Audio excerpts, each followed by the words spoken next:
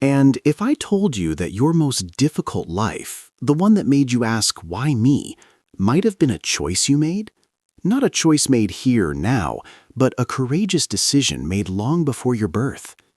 Spiritism, based on the fundamental works of Allan Kardec, brings forth an idea that challenges everything we think about suffering. It proposes that our soul, in its spiritual state, plans the great trials it will face on earth. But why? Why would a consciousness voluntarily choose pain, loss, or extreme limitation? The answer is not in punishment, but in an evolution so profound that it will change the way you see each struggle. In the next few minutes, we will dive into this mystery and discover what leads a spirit to sign its name to a contract for a life of almost unbearable challenges. The journey begins now. So, if we accept the idea that the soul chooses its trials, the question that burns is, what motive would be strong enough for someone to choose to be born with a serious illness, amidst extreme poverty, or to face a sequence of devastating losses? The first piece of this puzzle is in the past. Not the past of this life, but of other existences that our essence already lives. Spiritism speaks of a universal law, the law of cause and effect, which is like the law of physics of action and reaction, but applied to our moral evolution.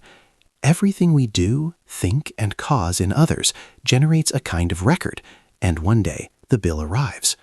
But here is the crucial point. It is not a punishment coming from an angry judge from above. It is the very conscience, now in the spiritual world, reviewing the film of your last incarnation and feeling the weight of your own choices. Imagine you, as a spirit, facing a screen, seeing all the moments in which you were cruel, selfish, negligent, or violent. You see the pain you caused to others, feel that pain as if it were your own. Then a deep desire, almost a need, is born within you to repair it, to learn the lesson you ignored, to cleanse that stain on your own history. It is there that the planning begins. Together with spiritual mentors, more experienced spirits who guide us, you analyze. Okay, in that life I was arrogant and snobbish. I despised people for being poor or simple. What scenario on earth would make me learn true humility? Perhaps the answer is, let's put you in a body with serious limitations, where you will depend entirely on the kindness of others. Or, you will be born into the poverty that you one day despised, to understand the true value of things.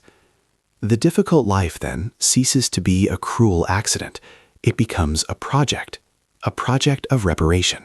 It's as if you yourself drew the most intensive and difficult course to learn a subject in which you were a terrible student. You choose the main theme of the exam: patience, forgiveness, detachment, compassion. The mentors then help to set the scene, the family, the friends, the specific challenges. Often the main characters of this drama are spirits that you yourself hurt in the past, and who now accept to participate in your learning, perhaps playing the role of the difficult person, the opponent, or the one who will abandon you. It's a mutual agreement, a chance for everyone to evolve together. Therefore, when you see someone facing an apparently unjust physical limitation, it may be a spirit learning to value life beyond matter. When you see someone losing everything materially, it may be a soul freeing itself from an attachment that has imprisoned it for centuries. Pain has a purpose. It is the tool that removes imperfections, like a fire that purifies metal. But this leads us to a new mystery. Does this explanation account for all cases? And those people who seem so holy, who are born amidst immense suffering and yet still radiate love, are they also simply paying off a debt from the past? The answer may be even more surprising, and it is there that the story truly becomes fascinating. Now, hold on to this idea, because things are going to get even deeper. If it were only about paying off past debts, the story would already be incredible. But it doesn't stop there. There exists another type of choice, perhaps the most courageous of all. And it doesn't come from a debt, but from a donation. Imagine a spirit that has evolved quite a bit, that has already cleared many of its imperfections. He could choose a quiet life of small learnings, but he doesn't do that. He looks at humanity suffering, at a planet in crisis, and raises his hand. He volunteers. These are the missionary spirits. They do not come primarily to rescue something of themselves, but to bring something to us.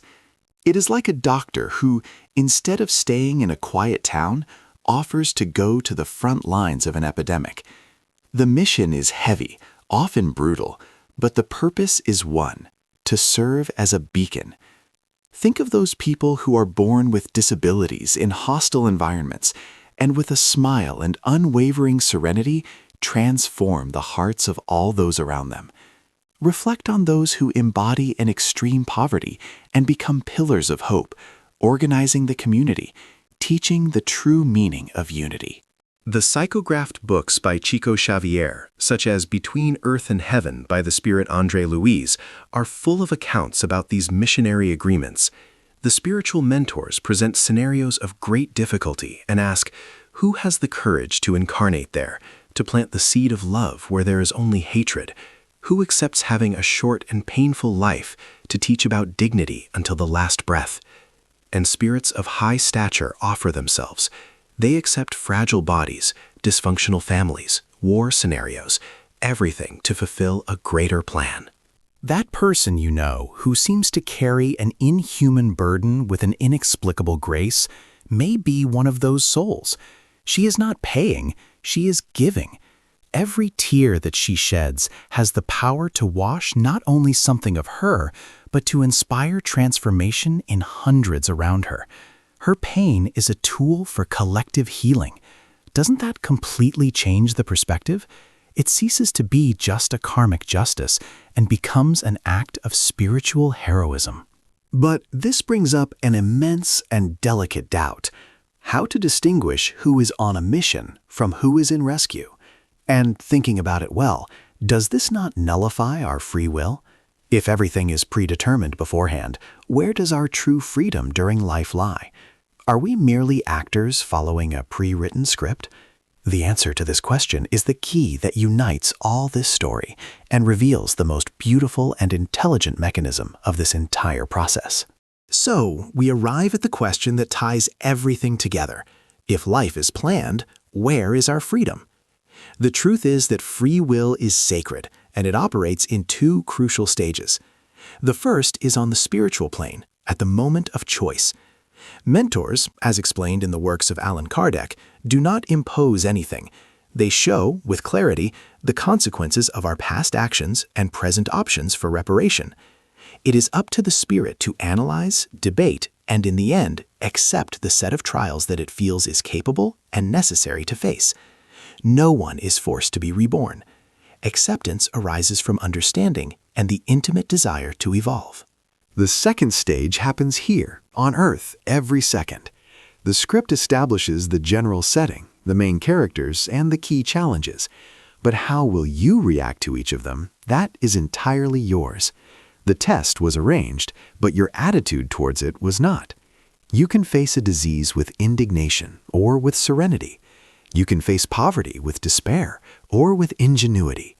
It is at that moment, in the heat of the battle, that true free will shines. You write the story within the story. The mentors put you in front of a mountain that you yourself chose to climb. But the way you climb it, the instruments you forge, the hands you extend or refuse, that is your pure creation. Therefore, difficult life is never an accident. It is, according to the spiritualist view, a project of love. Love of oneself in the search for one's own healing, and love of the next, whether to repair mistakes or to serve as inspiration. Every struggle is a personalized lesson for the eternal soul. When you understand this, the look at suffering, yours and that of others, changes forever. You no longer see victims of fate, but incredibly courageous spirits, each in their own mission of growth, writing with their daily choices the next chapter of their eternal journey back to light.